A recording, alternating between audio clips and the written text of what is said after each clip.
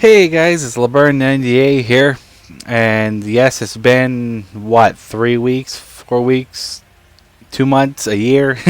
I can't exactly recall, but it's been a long time since I put up a video, and people were wondering if I was dead or gave up on making videos. No, I just been extremely busy. It's like the busy season at my work right now. And if I didn't say what my job is, I'm actually an accountant at a flight agency where we book flights for more of the higher end clients. You know, actually, one of our big clients is the Toronto Blue Jays. So it just goes to show you how big of a client I'm actually speaking about. Anyways, yeah, so I've been busy. With that said, it is Christmas time, or coming up to be Christmas time. It's what, like 2 or 3 weeks from now? And yes, coming quick, which also means that I will be getting some vacation days. So I expect to have videos coming out in bushels. you know, gaming as well is going to be in full force during these days. I think there's around Christmas time, where I have like 6 days off or whatever, and then I go back to work on the Wednesday, and then I'm off for another 5 days around New Year's. So yes, definitely have lots of opportunity there to do quite a few videos, which I definitely intend to do. And I see a lot of people, they want me to do Modern Warfare 3, both in private message, and I do appreciate that.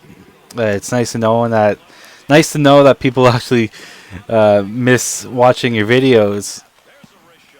And of course, everyone wants hockey, and definitely going to provide that, and that's what I'm doing right now. This is NHL 12. It's the Be a Pro mode. This is actually my first game. And I think I already explained how I'm going to go about doing this, but I think I'll explain it again. Basically, what I'm going to do is I'm going to take the best game of the week, or the in-game week on the calendar, and I'll take the best game of that and show a as full of a game as YouTube will allow me. I mean, I right now my account's set up so I can upload to my heart's content, but I don't really want to. I like to keep it under 15 minutes. I don't think there's a lot of people who would want to watch a 28-minute video, or especially with overtime, it can go a lot higher than that. So although if you guys do want that, maybe I can set something up regarding something like that, but we'll see. The thing is, I don't think I'll be able to talk non-stop for 30 minutes during a game like that. Live commentary would be something different. I mean, you could get away with that with a live commentary, but just talking like I'm doing right now over gameplay that's 30 minutes long, I think it's a bit of a stretch. Would be extremely difficult, as I'm not normally a person with full of ideas, I guess you can say, when it comes to just making shit up. So yeah.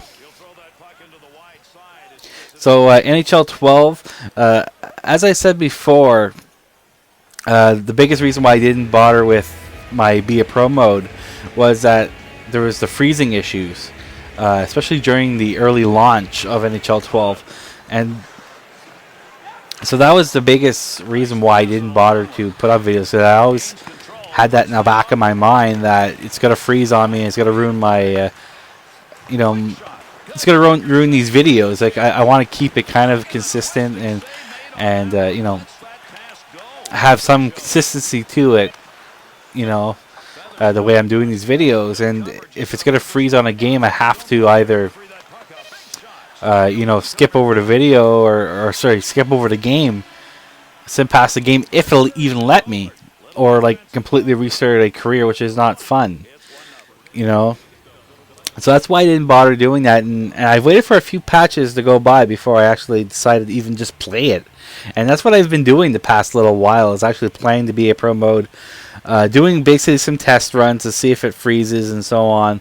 And so far, so good. It hasn't froze on me. I have one going right now. I have both a goalie mode, or just playing goalie, as well as another be a player game mode going at the moment. But so far, anyway, it hasn't actually freezed or anything, so that's good. So that's why I'm bringing you this. This is a fresh one. Actually played this today, so it's hot off the presses. Anyway, as far as the Be a Pro mode is concerned, I think I explained it before. That's basically similar to the previous years when they introduced it. But the biggest key addition that they have this year is that you can now sim between your shifts, which is great. See, what they did before is... how do I say that? Well, basically what they did before is that... Or let me explain how they do it now. Is that when you're on your shift, you have the full real-time shift. So if you're on the ice for 2 minutes, the clock actually drops 2 minutes. Where before, it would use the fast time. So if you have it set for like 5-minute periods, it would go by 5-minute period increments or whatever, right? So that's one key addition, is that they have the sim between shifts, which in turn will actually give you more realistic stats, or at least that's the hope. I haven't played enough to really see if it's in fact going to give you realistic stats. And by the way, speaking of stats, that's my first assist in this career. Not a amazing, thread the needle type of pass. Actually, it wasn't. It was me failing at scoring, and then my teammate bangs it home. So yeah. So basically, as far as NHL 12 Be a Promo is concerned, there hasn't been a lot that's changed with it, but what they did change with it is of great value. So that's something for those who do not have the game yet. I think that's what they're going to appreciate if you're a fan of the Be a Pro mode. So anyway, as far as hockey is concerned, I guess I should talk about the Leafs. Yes, of course, if you don't know by now, I'm definitely a Leafs fan. I'm not one of those delusional Leafs fans, although let's be fair, there's delusional every fan. It's not just the Leaf fans that are delusional. But I also said at the very start of this year that I fully expect the Leafs to make the playoffs. I do not expect them to win the Stanley Cup. I mean, let's be realistic. They're not going to win the Cup, no matter if they get lucky or not. But they will make the playoffs, and they could make it past a round, maybe two. That would be an amazingly successful run. And that, by the way, is my first goal. A nice tip. I think it might have got tipped through the legs, but it's hard to really tell on this replay right here. It could have been tipped from the side as well, but I don't know. It's something that maybe you guys can check out. It's very hard to tell on that angle. But nevertheless, as a first goal, it's kind of a nice little goal. So anyways, where was I? Oh yeah, the Leafs. So far, I'm actually pleased with the season. I think it's going down my expectations so far. They haven't surprised me too much. I mean, I expect them to be competitive every night, and for the most part, they have. Minus playing against Boston. They've been absolutely brutal so far this year against Boston. Who knows why? I mean, I guess you could say it's probably because of the Castle-Sagan trade.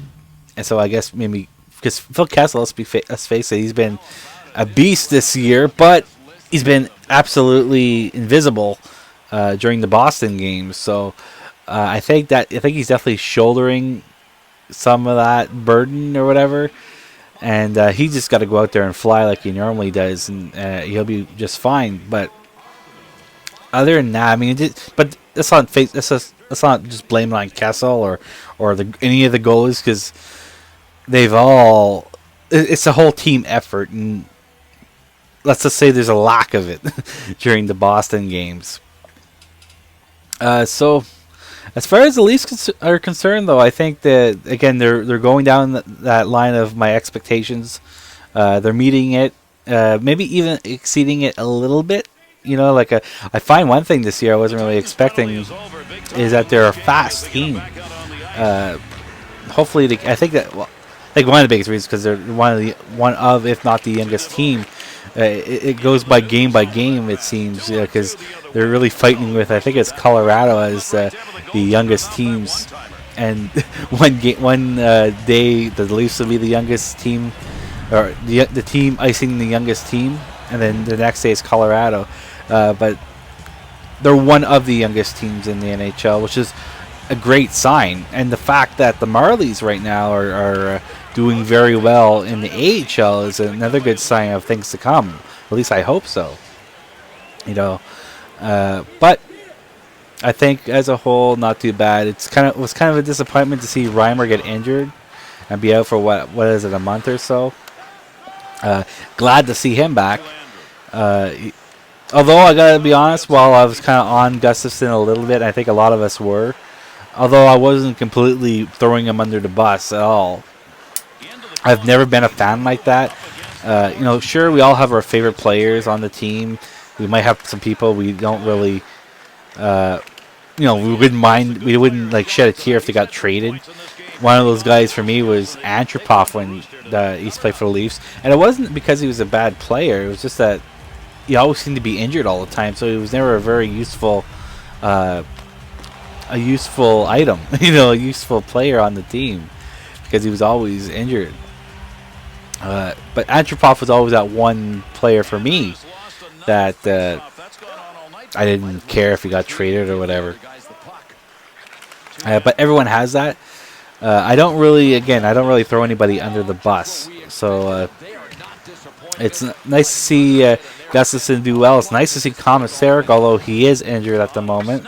But he's been very solid this year, surprisingly, compared to. And I think it's another one of those cases where he has a big contract and he has this, kind of like the way Shen was, at least earlier on. He seems to right the ship recently, where they get these big contracts and they feel like they got to change their game to beat those contracts. When the biggest reason why you got that contract in the first place was, because you did what you did, not because we expect you to score a bunch of goals or play it completely out of what got you that contract in the first place. And while it's easier for me to say smarten up and play the way we expect you to play, it's not easy.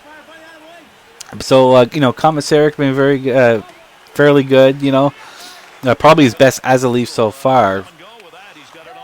Reimer, other than the injury, he's been very solid for the most part. Again, Gustafsson, showing why he's called the monster in the recent games.